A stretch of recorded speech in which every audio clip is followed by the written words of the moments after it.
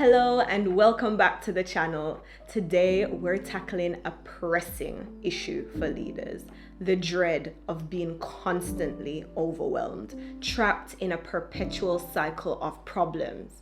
If this rings a bell, then keep on listening.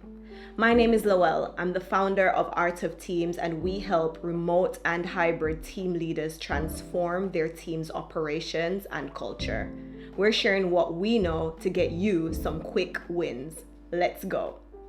First off, let's talk about why this cycle of problems exists in the first place.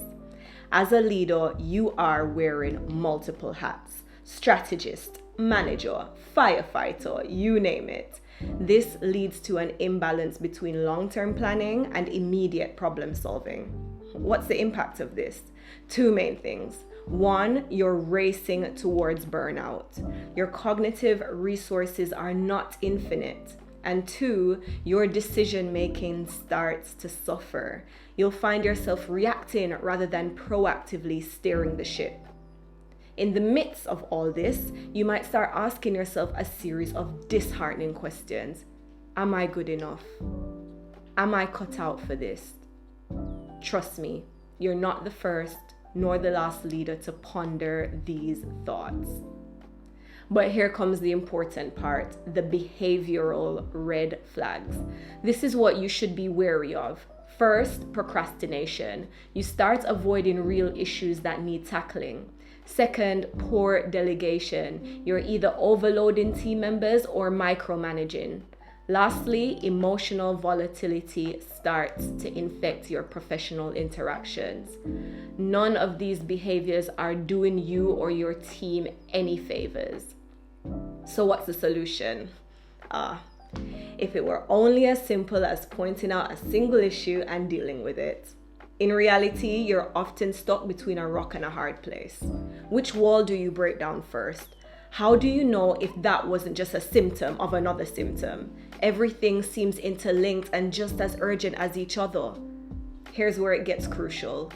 You need the whole picture, the big picture.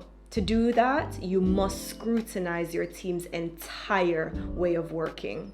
It's what we in our practice refer to as conducting a team audit.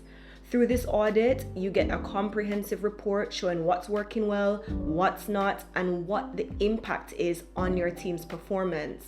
We evaluate several pillars: principles and values, performance, and intergroup collaboration, just to name a few. The relief our clients experience when they see their team's strengths and weaknesses clearly articulated is immense. It takes all the stress and overthinking out of the equation, allowing you to make rational decisions instead of reactive ones. The peace it offers is second to none.